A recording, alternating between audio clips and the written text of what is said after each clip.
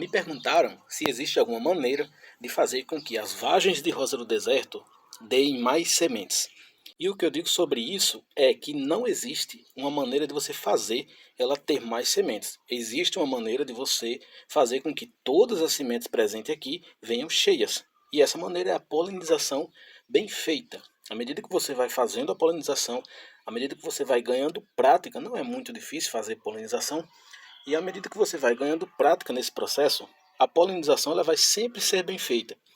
Então, normalmente a vagem vai vir com todas as sementes cheias. Mas não existe uma maneira de você fazer com que tenha mais sementes aqui dentro. Por quê?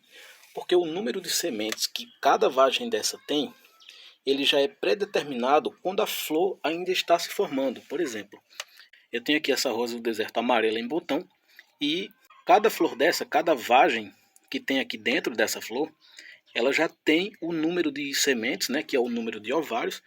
Cada semente de rosa do deserto é um ovário que tem dentro dos lóculos, que a gente chama de vagem quando eles crescem. Então, o número de sementes já é pré-determinado quando a flor ainda está se formando. Antes disso aqui, muito antes. Por exemplo, aqui. Aqui eu tenho já a formação de botões nessa rosa do deserto. E ó, já dá para ver que está se formando botões.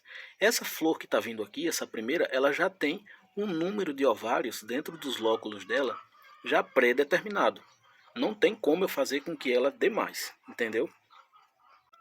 É lógico que também isso é determinado pela genética da planta, né? Por exemplo, essa rosa do deserto, que foi a primeira flor, é a primeira vagem e foi a primeira flor. Eu polinizei e deu certo. Ela não é uma vagem grande. Dá pra ver aqui que ela tem aí 10 centímetros mais ou menos.